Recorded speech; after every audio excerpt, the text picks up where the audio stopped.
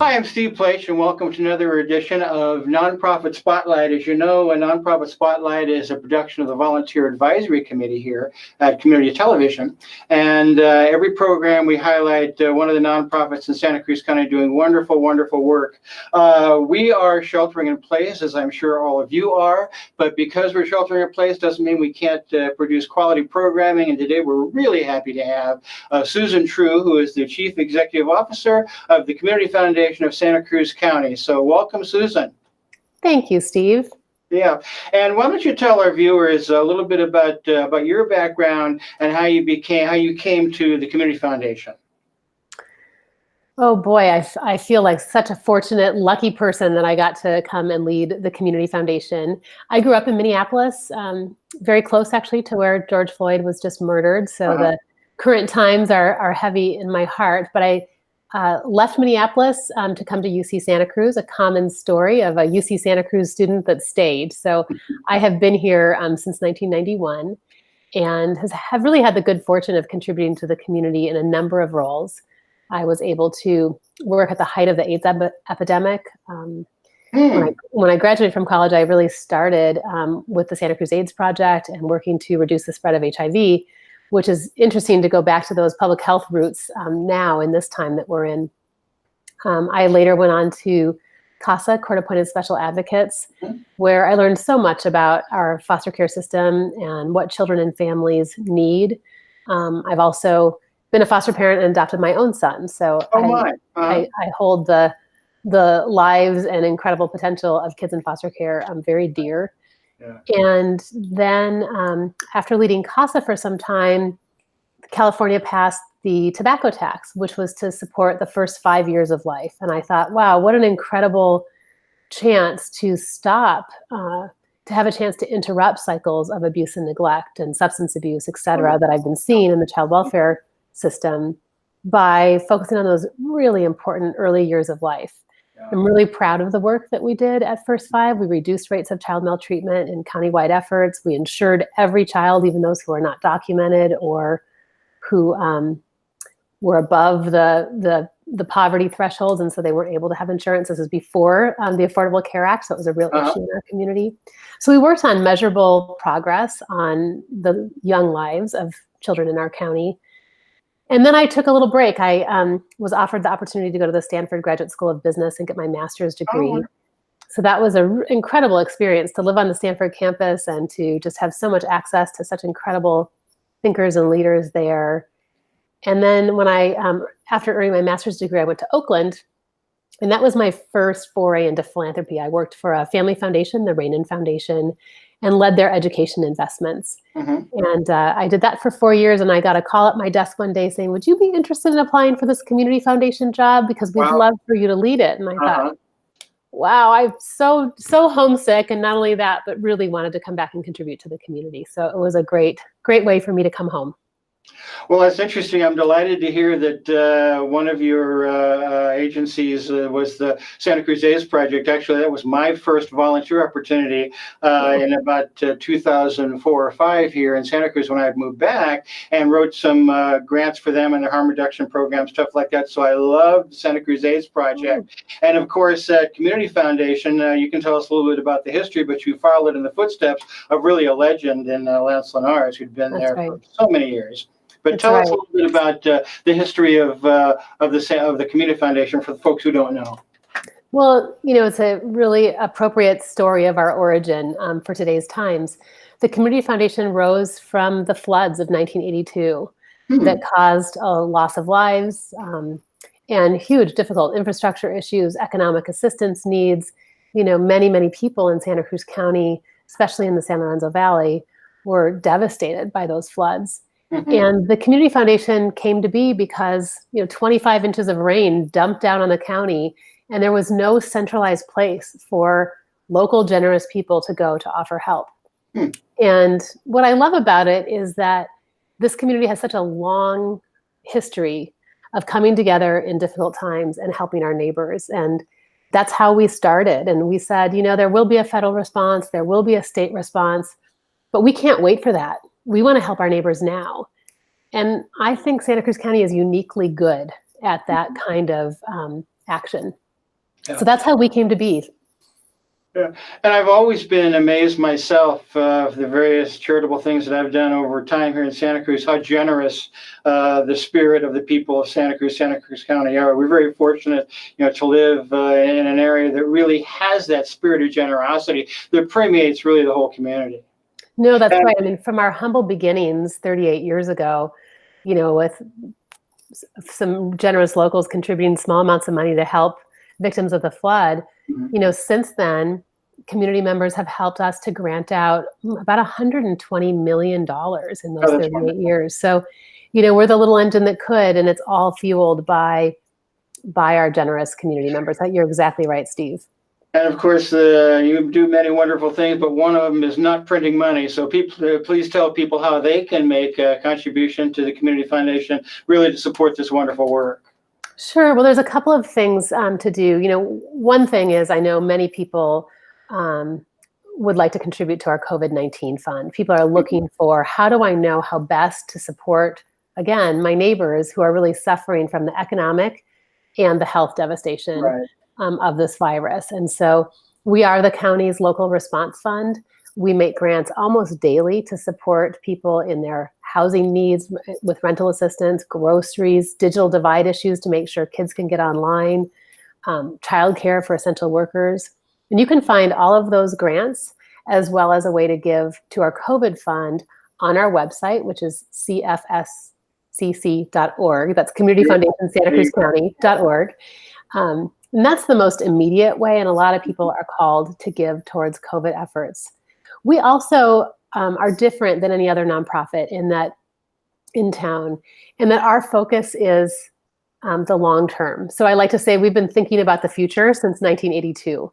So what the Community Foundation helps many people in the community do is to plan their gifts.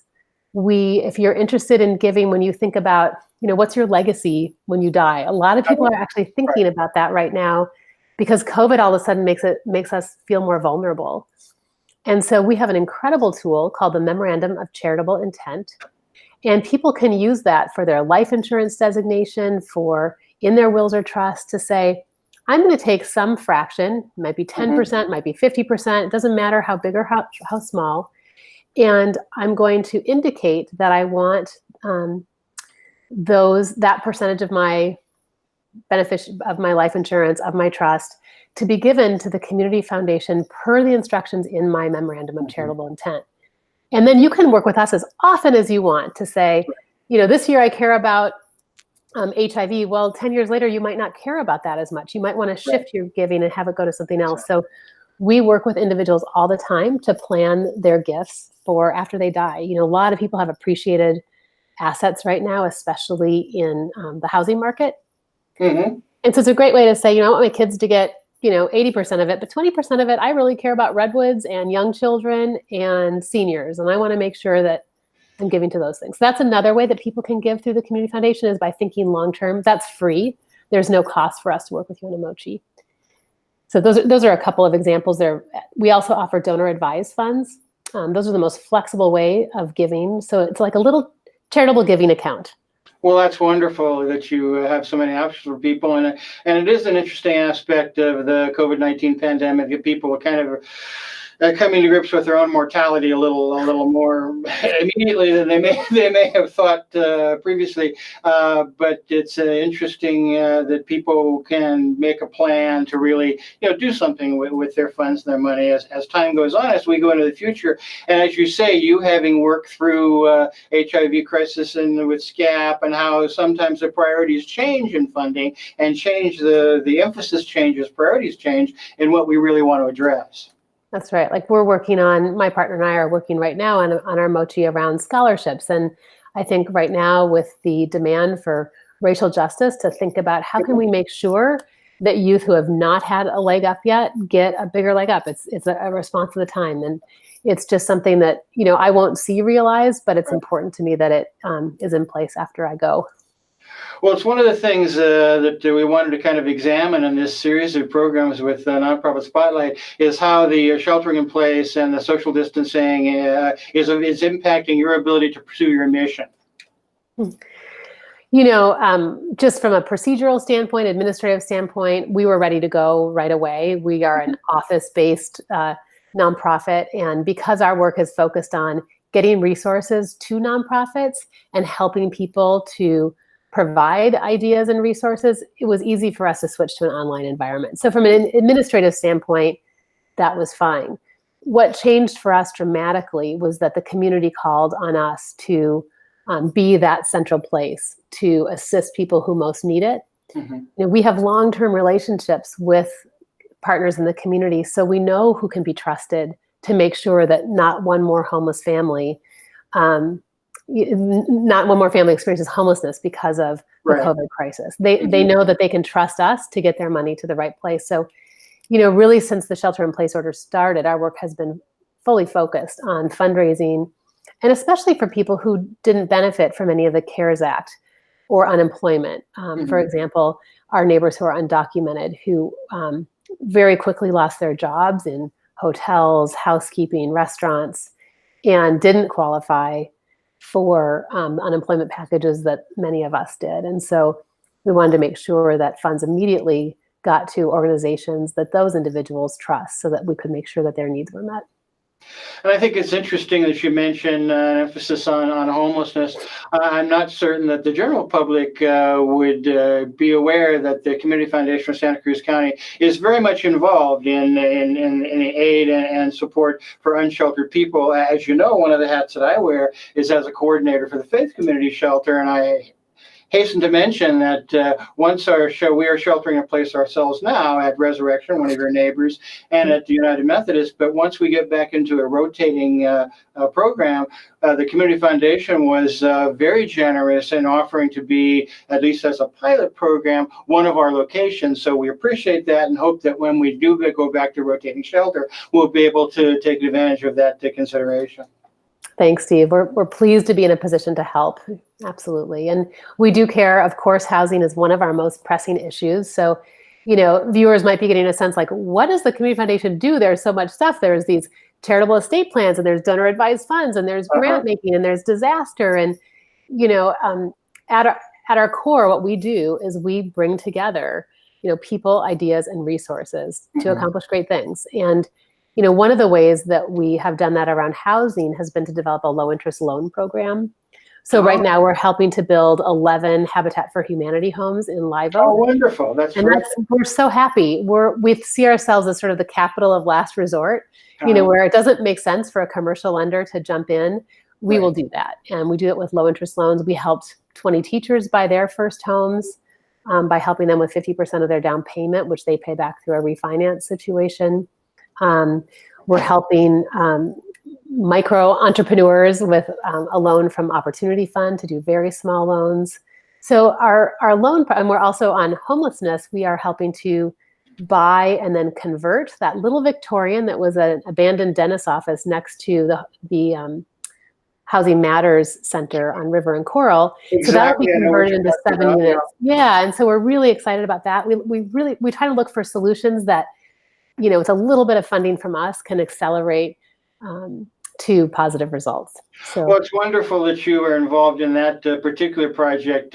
Phil Kramer, who's executive director there at Housing Matters, is another one of the members of the Chiefs Advisory Committee. And he serves on that with David Doolin, who is your president of the board. But the last tour that we had of Housing Matters, led by Phil, he was very proud to point to that building and say, "This is what we're doing. It's going to be, some housing." And I'm delighted to hear that the Community Foundation is involved in that project.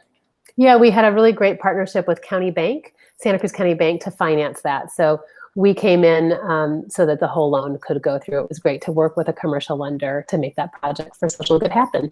Yeah. So now you have this wonderful facility there in Aptos, and it's been really a venue for so many events and so many people and so many community-oriented, community building activities. What's going on with the building now during this kind of sheltering in place? The building is just waiting for all of its friends to come back. Yeah. You're right, Steve. The building is used by about 12,000 people a year. So just a small part of the building is actually used for our own offices. And the rest is used for fundraising events, for meetings, for all sorts of gatherings that happen at the Community Foundation. We really think of it as the Center for Philanthropy for a reason. No question. And all I can tell you is I miss people so very much. When I started my position at the Community Foundation 2.5 years ago, I moved my office to be right in front of the front door because I just love the vibrance of seeing what people are working on, connecting with colleagues, seeing activists come to make their dreams come true. It's really a special place. And of course, right now, those kinds of gatherings are not something that we can encourage. So our office is closed right now to the public. It's just used for those kind of essential services that our staff need to do. And we imagine a very slow, gradual, careful reopening. Yeah. Well, we are facing, of course, a similar situation here with our building and community television, and we just had a meeting recently of how we can kind of get back into our own production studio, but there has to be an abundance of caution, as you know, with this, and then taking the long view, really, about, how we can keep each other safe and whatnot. I think it's really important, but what's remarkable about your building, it hosts such a variety of activities. I mean, I've been there for candidate for when I've been running for public office, and at the same time it's hosted the rotating shelter for our homeless shelter. So it's really a remarkable facility. It really is, and it's also good for the environment. It's a LEED Gold building, and we're really proud of that, of making that marker. So it's a special place for our community, and we want the community to enjoy it and hope that we will again soon. Well, it's wonderful. I think that so many of your programs right now are concentrating on support and services for support, particularly for the COVID-19 pandemic. And I was really happy to hear about your support for housing generally, because as somebody who's been involved with the city and county in the past, trying to get housing projects going, it can be very, very difficult. There are very many obstacles to be able to finance, develop housing. And as you know, probably very well, and maybe better than many people, that housing and affordable housing is one of the prime needs for our entire county. That's right. That's right. The need for housing just persists. I think in the COVID environment, we want to make sure that no one is displaced from their housing because of loss of income. But on an ongoing basis, for most sectors of our community, the vast majority just struggle. So we know that there are ways that we can impact all aspects of our housing crisis. We're fans of things that we feel with a little bit of investment, we can accelerate a solution and truly get something done that meets our community's needs. And we're really proud of our support for all of those projects.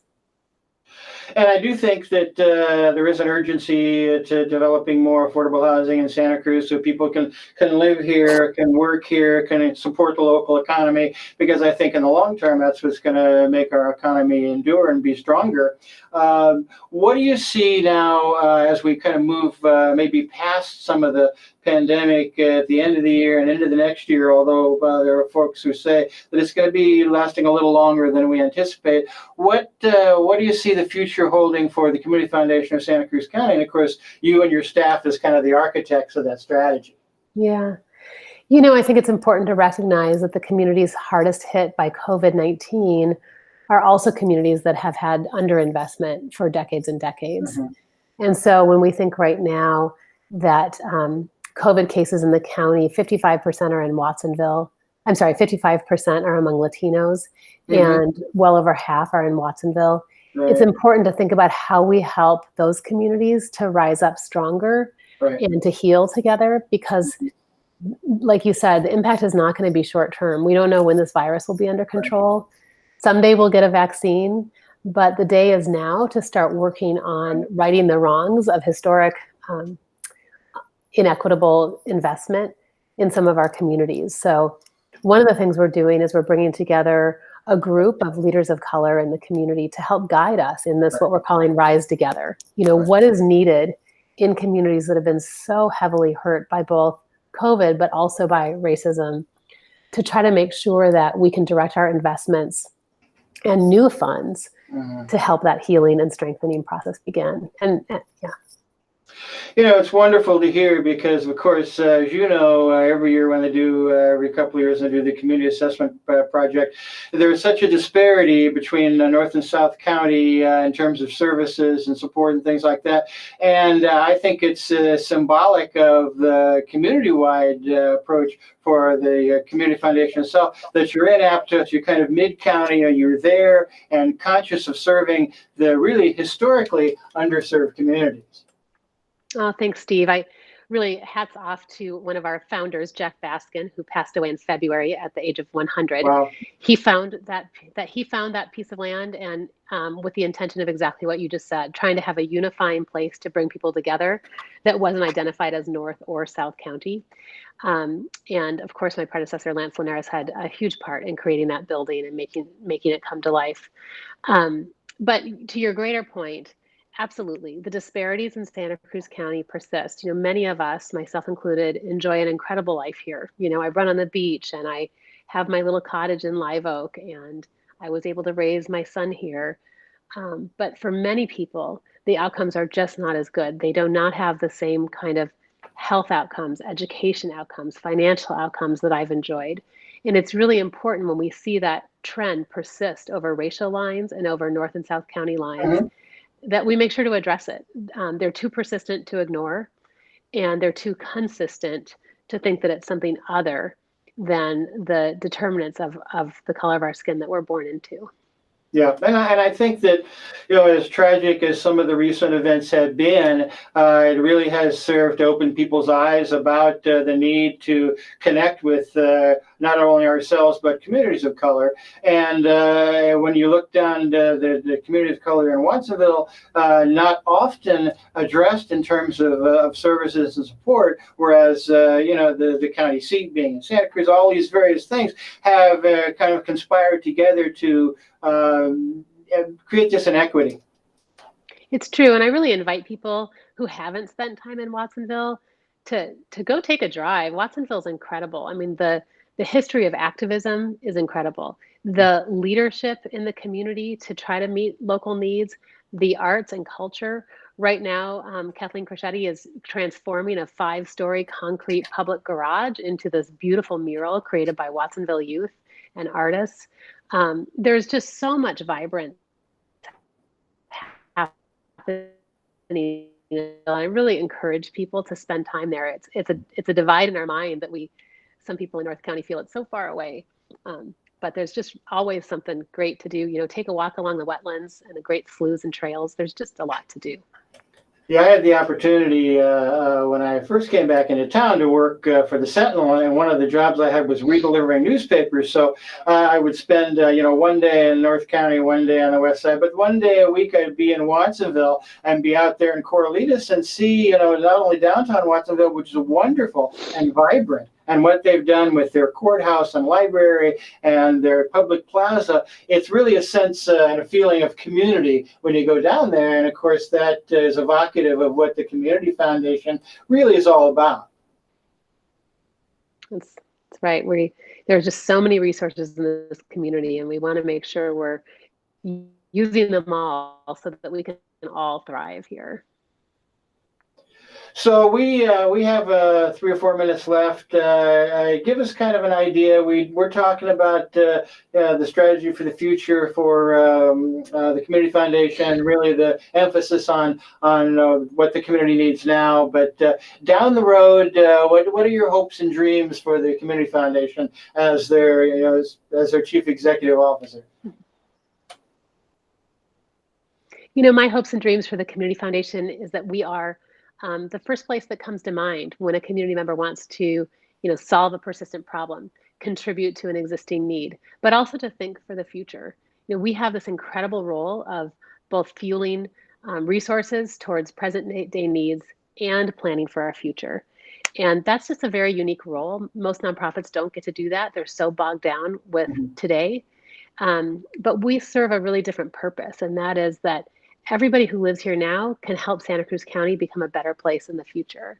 And we're here to help with that, as well as to identify the best possible leaders to create solutions for today's problems. Yeah, and I think it's important when we talk about our county is every time I talk about it in various venues and things, is talk about community and building community. And of course, that is the Community Foundation of Santa Cruz County, I think is synonymous with that kind of an effort to really build community here in the entire county. It's so true. And some of my very favorite projects are projects that are all about community building. Just before the shelter in place order, we were able to open with Live Oak School District and the incredible Bill Simpkins, the new Shoreline soccer field. An incredible gift to the Live Oak community. It's got lights and turf and a scoreboard. It's just this incredible gift. We're also able to help the Felton Library to open. That's a gift for the Felton community, the whole valley, for decades and decades to come. Same with the Capitola Library. There are just projects that I call them the merry band of warriors, community members who get behind these projects and they make them happen. We love those projects because they build the bricks and mortar that will keep us coming together as residents of Santa Cruz County far beyond, our lifetimes. Well, that's a wonderful sentiment and very well said. Susan, it's really been a delight to have you here and to see you again. Thank you again on behalf of our Association of Faith Communities Rotating Shelter for your generous offer of your facilities, and hopefully we will be seeing you soon when our rotating shelter begins again. But anyway, thank you, thank your staff, thank the Community Foundation of Santa Cruz County, and folks who really want to contribute a little something to making this great work happen can certainly do that by going to your website. But again, thank you, Susan, for being a wonderful community member and giving us some of your time. And we will talk to you again very soon. Thanks so much. Thank you, Steve. Appreciate the time. And I've been Steve Pleich, and join us next time on Nonprofit Spotlight when we look at another nonprofit in Santa Cruz County doing wonderful, wonderful work like the Community Foundation of Santa Cruz County. We'll see you next time.